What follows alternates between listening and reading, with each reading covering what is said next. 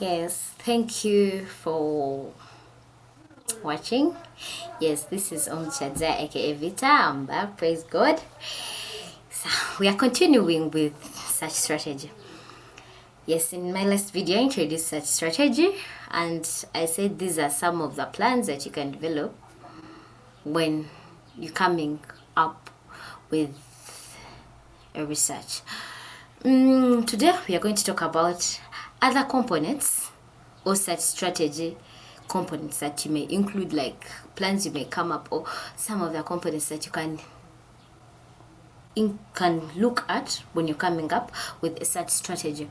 So last time we talked about identifying the key concept, we talked about selection of the search term, and today we are going to talk about Boolean operators. Boolean operators Boolean operators, yeah, that is our third component. Boolean operators, these ones use operators like and, or, and not to combine or exclude terms, refining or broadening your research. When you talk of Boolean operators, yeah, and there is something I've put for you at the corner on the side, that is on the right. You can look at it. It has Boolean operators and only results that combine both keywords, then or results combine keywords A and O, and not results combining keywords A excluding any with keyword B.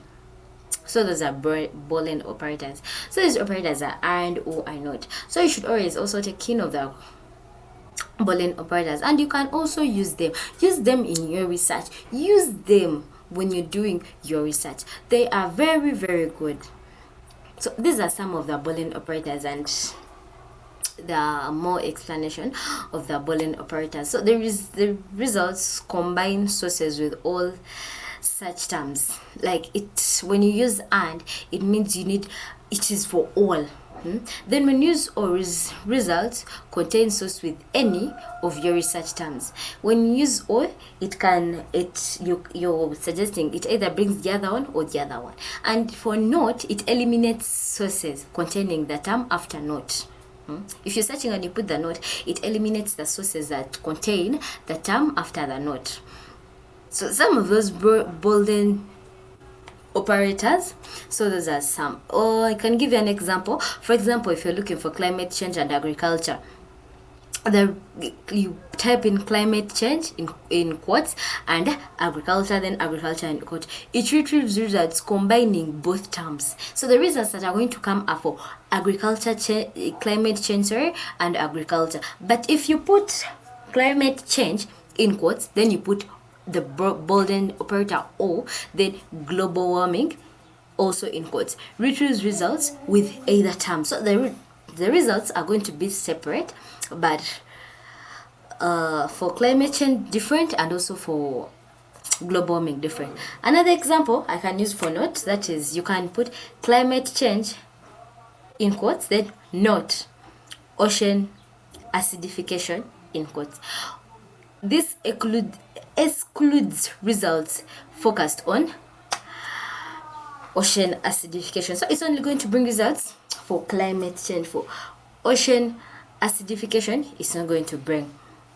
So the next component we are going to talk about are truncations and wildcards. What are these? These use symbols like asterisk and a question mark to include word variation on the alternate spellings. And I know you've read certain books or articles and you've seen something like an asterisk on a certain word. It's for transition retrieves different endings of a word, while wildcards address spelling variations. So for a wildcard, it addresses spelling variations.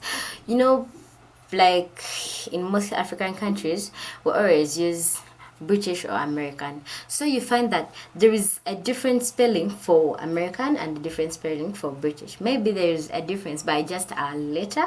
So you can use wildcards to show a variation in spelling, because a person may be familiar with the other spelling and not familiar with the other spelling. But when you use wildcards, it will help someone maybe reading your research work to easily get to know that maybe you according to your research, according to a certain statement, it stands for example, like the example I've used here, women and woman. It can stand for both. It caters for both a woman and women.